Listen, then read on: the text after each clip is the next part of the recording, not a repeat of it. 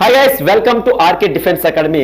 మరి గ్రాండ్ టెస్ట్లో demo question ఒకటి చూసుకున్నట్లయితే ఇక్కడ మనకి ఇచ్చినటువంటి క్వశ్చన్ ఏంటంటే 12m equals to 18n equals to 21p. ఇది అయితే m/n/p కావాలి, m/n/p కావాలి, m/n/p కావాలి. ఇలా అడిగినప్పుడు ఎప్పుడు కూడా m వాల్యూ ఏమవుతుందంటే mను క్లోజ్ చేయండి, 18 × 21 అవుతుంది. m వాల్యూ ఎంత అవుతుందండి? 18 × 21. n వాల్యూ కావాలంటే nని కంప్లీట్గా క్లోజ్ చేయండి, 12 × 21 అవుతుంది. 12 × 21 n యొక్క వాల్యూ అయిపోతుంది. p వాల్యూ కావాలంటే p టర్మ్ కంప్లీట్గా క్లోజ్ చేయండి, 12 × 18 అవుతుందండి. 12 × 18 జాగ్రత్తగా అబ్జర్వ్ చేశారమ్మా. చూడండి ఒకసారి. m వాల్యూ కావాలంటే 12 క్లోజ్ చేశాను, 18 21 తీసుకున్నాను. n వాల్యూ కావాలంటే 18 స్కిప్ చేశాను, 12 21 తీసుకున్నాం. p వాల్యూ కావాలంటే 21ని క్లోజ్ చేసాం, 18ని 12 తీసుకున్నాం.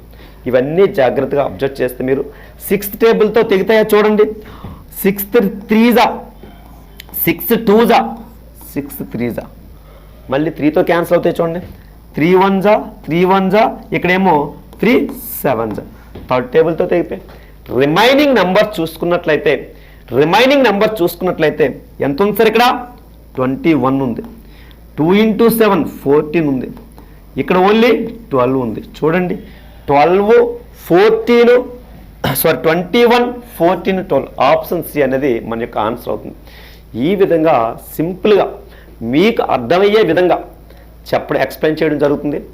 గ్రాండ్ టెస్ట్లు మాత్రం మీరు అటెంప్ట్ చేస్తే చాలా యూజ్ ఉంటుందని నా ఒక అభిప్రాయం.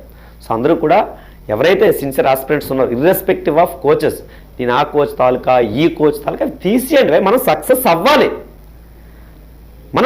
అవ్వాలి, యూనిఫామ్ వెయ్యాలి. ఇది మైండ్లో పెట్టుకోండి. అరే పెద్ద పెద్ద పొలిటీషియన్కే దిక్కులేదు, కలిసిపోతున్నారు. నీకు నాకేంట్రా, నాకు అర్థం కాదు. మీరు స్టూడెంట్స్.